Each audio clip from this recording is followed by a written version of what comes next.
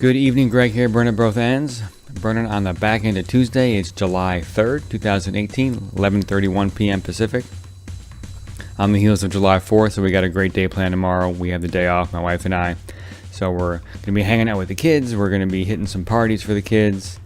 Going to be a good time. We have some festive dessert to prepare. We're going to do the strawberries, blueberries, raspberries, and then my wife's doing a cream cheese yogurt dip. So red, white, and blue should be, I'm sure the kids are going to love that. And then as far as today went, really good day today. Got a lot of good work done.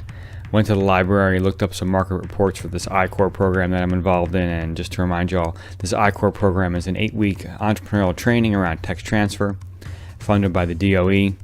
And I have to say, I'm really proud of our federal government for adopting this lean startup model and developing this I-Corps program and teaching it to some of its folks, because it really sheds light on how difficult and how daunting and how challenging it is to take a technology and create a profitable product from it. And as far as the course goes, I mean, you don't even get to, you don't really even get close to a profitable, product. You get far enough down the road to be like, wow, this is a tremendous amount of work, and it's only been 8 weeks, and we haven't even started a business. We haven't even sold anything. We haven't even made anything. We've just talked to the market and understood how challenging this is going to be. And it just sheds so much light on and just all the entrepreneurs in the world, all the folks that have done this and are doing it now. It's just hats off. It's so much work. It's so much effort. This is why, and you've probably heard this before, is, when investors are looking to invest money in a startup, one of the most important things is the team and the dedication of the team. I would have to probably say that the idea is, I don't want to say almost secondary, because the idea obviously has to be a good idea. It's got to have market traction, independent of the team. It's got to have a place in the market, and it's got to be able to be made and sold for a profit and all those things. But the team, I mean, the folks that have to push that, and the blood, sweat, and tears that goes into doing that work is just incredible. I mean, we're in week 5 right now, and it's just, the amount of work it's taken so far is incredible. We still have 4 weeks to go, and there's so much. I mean, it just, with every interview we do, right? So the key of this training is these customer discovery interviews, where you go out and talk to industry and learn about what the market will pay for, essentially. And also kind of like the process of how one, goes from technology to some minimum viable product, and then how that product, whether it gets in the hands of a consumer or gets in the hands of another business, like a B2B transaction, what that process looks like, how many years that process takes, right? We're pretty intense in our technologies, and so, this is not an app that can be rolled out quickly. This is not what we're dealing with. These are, pretty high-tech ideas, and so and a lot of them involve hardware, and hardware is tough because it's a real physical thing. Software, I'm not saying software is easy. It's just easier, right? It's scale up. It's much more deployable. I mean, you can do so much more with with a smaller team. And anyway, so this is this I-Corps program. And so just dug up some market reports. It's really important to understand the market, the players, the margins, the market share, anything that we can understand. I mean, the best is to hear it from the market itself, to hear it from the mouths of the salespeople, from the mouths of the engineers, the mouths of the the C-level execs. I mean, that's the best place to hear it. But it's also, there are these, reports that you can get. Usually they're very expensive, so we're very lucky that we have this library that has them available to us. I mean, so like, for example, I went today and I downloaded, it's totally like legit. It's not like bogus or anything. Downloaded like 5 or 6 of these reports, and they're like usually like $3 to $5K a pop. And it just, as a small business, as a private business, if we were, it would just be expensive to even have a peek at one of these. So very cool stuff. And then also, thanks to my success journal, which is really keeping me on track, I spent a lot of time on the HBD project. today, and really had to get a lot of things moving forward. Have to get a lot of parts in the shop. Our deadline is coming up. I mean, I'm about a month and a half out, but that's going to get here really soon. So I was really glad to put a lot of time into that today, because Thursday we got 4 interviews. So Thursday is going to be a crazy day already. So, and like I said, the Success Journal is still killing it. I'm loving the Success Journal. I'm going to keep that going after I-Core. And I'm really glad that I adopted that for I-Core, because it's really it's just keeping me on track, like I said. Oh, and the other cool thing, it's keeping me on track, and it's what it's really helping with, right? Because obviously I've got a bunch of like really thick tasks that I know what to do.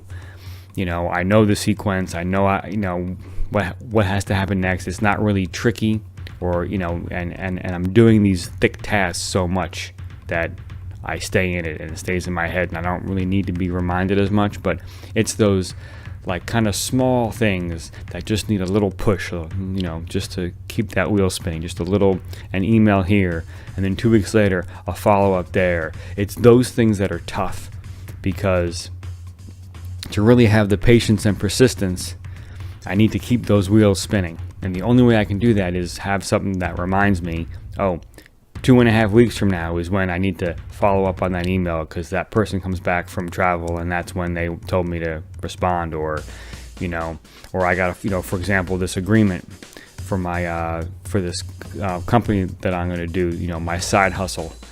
Love Gary Vee.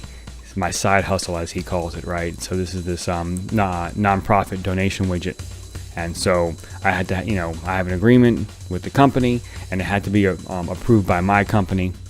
And so I got that approval today, and it happened because I had been like spinning that wheel every week and a half or so since the beginning of June. I want to say that's when I sent it out for review.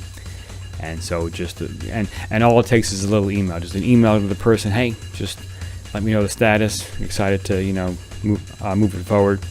And then what typically happens, on an email, and it happened a bunch of times, is I would get a status, so-and-so has to look at it. And so then I can go bug so-and-so, and then that person goes through their process of approving it. And then a week and a half later, another email gets kicked out, hey, what's the status? And then I learn what's going on. And then today, I did the same thing, and the status was approved. So, and it was interesting, because I think my email put someone into action, because I got like an automatic response from like a system. And so I think someone just had to check a box, and that can happen sometimes, like with some of these I don't say trivial things, but some of these things that it can just be right at the end of the process, and someone just has to click a button and finish it, and it's all done. Someone needs to go there and hit submit or check a box or whatever it is they do. And I think that's what happened today. So very cool. I'm excited to sign the agreement, so I will sign the agreement probably tomorrow. And then send it out to Peter and get rolling. And what I'm really excited about, because I've been thinking about this, I've been stressing out a little bit about how am I going to do this, right? Peter and his team are all in New York City, and I am here by myself, and how am I going to be a part of the team? Like, the thing I don't want to have happen is I don't want to have it just be me like isolated here working on my own, trying to do my own thing. I want to leverage all the work that they've done. They've done tremendous work to get it to where it is right now. So obviously they've been selling it, they've been making money. I want to leverage all that, marketing, all those marketing ideas, those marketing tactics. I want to essentially do what they're doing, but do it out here. And so I'm excited to sign that agreement, talk with Peter, and what I'd like to do is set up maybe for like a month or two. What was that? There was an interesting sound there. I'm not sure what that was. Maybe the wind. It's been kind of relatively cold today, so I think we're getting a lot of wind. And there's a garage door right here, and so I think it's kind of flimsy, and it takes that wind and makes weird noises, but that was an extremely weird noise. Anyway, so I want to get with Peter. I want to see if we can set up a weekly call, if not maybe bi-weekly call, where I can get kind of trained by him and start to learn the way he does things, because I really want to engage in this process, and I really see big things coming from this. But what I know that I need support and help, and I want to just have that kind of feel. Even though I'm 3,000 miles away, I want to feel as connected as possible to Peter and his team. So excited about that.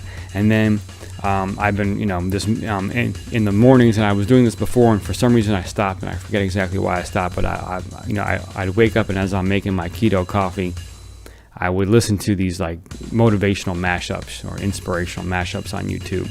That's where I first found Gary Vee, and or discovered or whatever. Yeah, found, I guess, is a good one.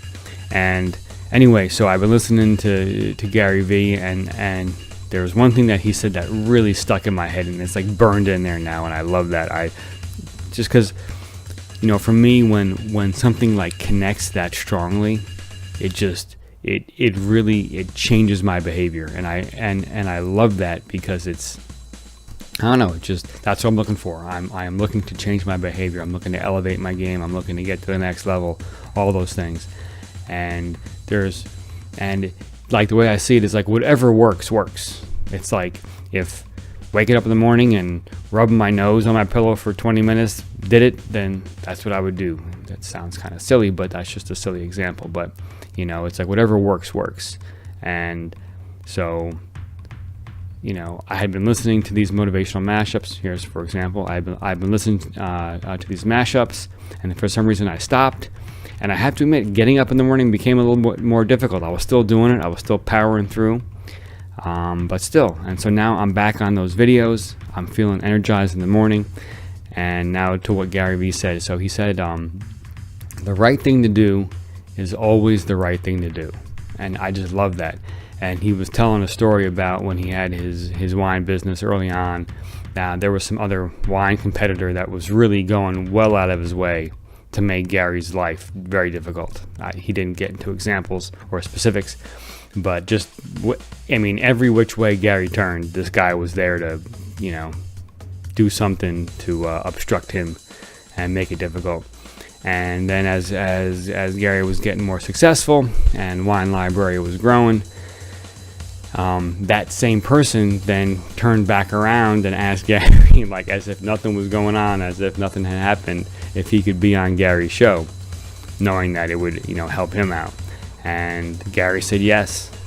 And I have to admit, like, we were, the people, not we, but I wasn't there. I was watching a video, but the people that were there were kind of shocked. I was kind of shocked. I was like, wow, that's interesting. And that's where he's like, yeah, the right thing to do is always the right thing to do. And I like that. I really like that because I have to admit, I have this streak in me, this kind of impatient streak. I've talked about that before, but also this kind of like, I'm going to show you streak. And I think part of it comes from like this, I'm going to be right kind of thing. And I've been really also working on letting go of being right. And that's something that is critical because, it's like, the proof will, it'll be proved out through time and through action, right? There's no need to stop a conversation to try to force me being right in that conversation. It's like, no, let's just let some time go by. In 3 weeks, you'll see whether I was right or not, or you were right, or someone else was right, and kind of let the actions speak as opposed to try to force it with my mouth. And so I like that. The right thing to do is always the right thing to do. And I'm starting to think about other things that I'm looking at, like, for example, this project management opportunity and how my contract at work ends in February, but this project management opportunity is like a 2-year opportunity. And it's a little bit strange. And my company, they're a little bit confused as to what to do with me. Right now, I'm still in some temporary status. I'm not quite like completely permanent. And they're kind of, I don't know if it's stalling or what's really happening. That's part of the problem, is that the communication is not clear as to what's going on. And unfortunately, when the communication is not clear, folks tend to make stuff up. And I admit I'm guilty of that. It's not good, but at the same time, I find that, I'm looking for something tangible, and if I'm not getting it, then I create it. And it's like, and I don't think I would have a problem if someone said, here, look, this is what you need to do, A, B, and C, and when you finish, and if you do them the way that we'd like with these KPIs, then you'll be permanent. If you don't, then the contract will run out. I mean, that would be fine. I might get pissed or, something like that, or I might not agree with it, or I might not be happy with it, but at least I can't say you're not communicating with me. But what's happening is I'm not being communicated. They're not communicating well to me, and therefore, I can't help but make stuff up, and I'm trying to, suppress that as best as possible. But I think the thing is, this has to do with my livelihood. This has to do with supporting my family. And so it definitely hits an emotional nerve. There's no doubt about that. So it's challenging. And so the right thing to do is the right thing to do. I'm thinking, do I play hardball and do I negotiate with them and kind of force a promotion? But then I need to be able to walk away from it if it doesn't come. And the challenge with my company is it's not clear to me what their motivation is, and they being the leadership, because of just because of what's been going on. It's not clear, and so they might be like, all right, we're not going to give you a promotion. You don't want to do it, don't do it. We'll find someone else. We'll see you later. And then I'm kind of like left without a job, which would not be a great thing to have, or a great position to be in. So I've really been thinking about the right thing to do is the right thing to do. And I think part of the right thing to do is to ask for the promotion. But then if they say no, I still think the right thing to do is to stick it out and support the project, because it's going to be a fun project. It's going to be a lot of great work. It's going to be doing some really cool things. It's going to be working with some great people. One of the great things that I have right now being in Albany is my commute to work is a 4-mile commute. I bike to work, which is awesome. And so, if I had to find a new job, it might be, for example, I'm in Albany, it might be in South Bay. It might come with an hour-and-a-half commute. It might come with a bigger salary, but I see that, the salary is not as important, right, as the time with my family. I mean, if I had to spend 3 hours in the car every day, that's going to wear on me. There's no doubt about that. That's such dead time. And so I'm really thinking about, the right thing to do is the right thing to do. And also it's like, even with kind of the lower salary with my current job, I mean, what other things does it offer me? The fact that it's so close, and that finding an equivalent position so close is going to be very difficult, just to be very, honest about things. I've been, when I was applying for this job a while ago, I had applied to many jobs, and there were very few in this specific area that fit my skill set. And so anyway, so I'm definitely struggling with this situation. There's no doubt about it. I'm kind of going back and forth with how hard, and because like there's also this like I feel worthy. Do I feel worthy kind of a thing coming up? This is a big offer being put on the table for me. Project managing these projects. These are big projects, relatively speaking. I'm excited to do it, but at the same time, I think we all have this. Like, I want to feel well compensated for, so that way I can put the extra effort in and not feel cheated. I think that's important. But at the same time, the alternative of leaving, there's my phone there. The alternative of leaving, could come with a higher salary, but could also come with a 2 to 3 hour commute, which is now time away from my family, which, I'm definitely of the opinion that time to me is more valuable than money, right? Time with my kids, right? If I had a job down in South Bay, for example, and I had an hour-and-a-half commute, I would probably have to wake up real early. I'm like on the road by 5, just so I could make the hour-and-a-half an hour, and then maybe, and because I'd be, in a new job, I'd want to put extra effort in, so I'd probably be staying till 6. I probably wouldn't be getting home till 7:30, 8 o'clock. And so if I have that kind of a schedule, that's almost zero kid time 5 days a week, right? The kids wake up at about 7, so I'd miss them in the morning, and they go to bed about 8:30, so I would get very little time in the evening. And plus, it would put a huge strain on my wife, because she'd have to pick up. She'd have pickups and drop-offs all week, and bedtimes almost all week. And to me, the extra money would not reconcile those other key factors. And so, I'm really thinking hard about this, and we'll see what happens. But I'm really thrilled that I heard that quote from Gary Vee, that the right thing to do is the right thing to do. And I really got to think hard about that, because I don't want to let like a stupid ego thing get in the way of time with my family, because that would be stupid. I don't want to get let an ego thing put me in a car for 3 hours a day.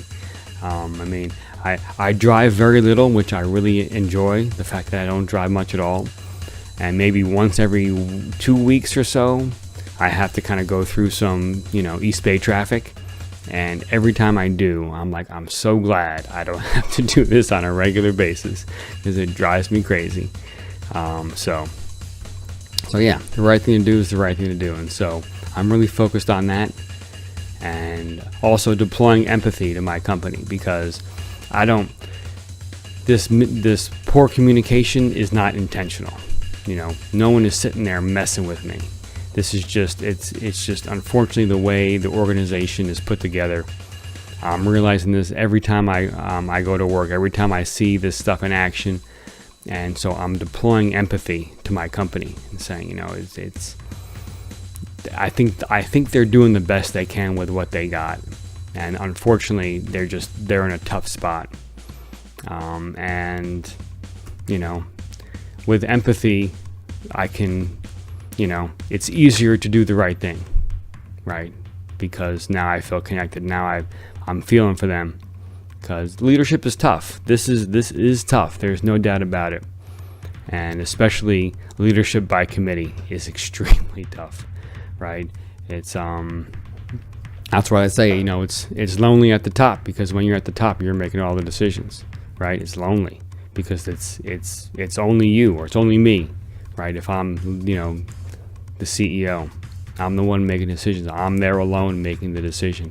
This committee thing, it kind of, it enables, I would say, like leaders to kind of hide out, if you will, right? And not take responsibility for action, because when the whole committee agrees, that's the stamp of approval. It's not one person. So, but anyways, this is a very interesting situation, because this is really consuming a lot of my thought right now. This opportunity, this promotion, and then how my company's going to handle it. It really is. It's an interesting crossroads I'm at, and I'm really fixated on the right thing to do is the right thing to do.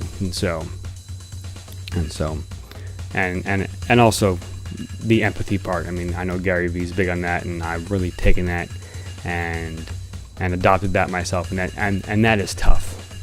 Sometimes it's very tough to deploy empathy, and so I'm getting better at it. And so that's the progress there. So I will wrap there. But this has been a great post for me. It's really good to get these thoughts out, say them out loud. And and this is my experience. This is the journey of an aspiring entrepreneur. This is the things I'm doing, the things that are bringing me success, the things that are challenging me, the things that I'm struggling with. Right. We're all learning. And so if you like what you hear, subscribe, comment down below. I'd love to hear from you. I'd love to hear about your journey. Give me a problem to solve. I'd love to help as best as I can. And so check out the description down below. I got some motivational websites, things that really inspire me. Got some great music down there. I got a new track from a band called Gramophone, Gramophen, Gramophen. Love this stuff. So check it out. It's on SoundCloud. And then the beat in the background is Afrobeat inspired by Fela Kuti, something that I wrote. G Money is my alter ego. I've been drumming for a few decades, so I write these drum songs. So that's my Afrobeat drum song there. can check it out on SoundCloud, a bunch of other tracks there as well. And that's my post for tonight. So y'all be well, do well, get some good rest. Wake up tomorrow, July 4th. Have a great day. Crush it. Inspire folks. Do great things. Do the right thing. Right? That could be my new thing there, or I could steal that from Gary. So yeah. So just shout out to Gary V. Thanks so much for all the content. I really appreciate it. Really, really digging it. And I'm really thrilled that I'm taking action on a lot of it. So just psyched for that. So anyway, I will leave it there. You all have a great night, and I'll see you in the morning.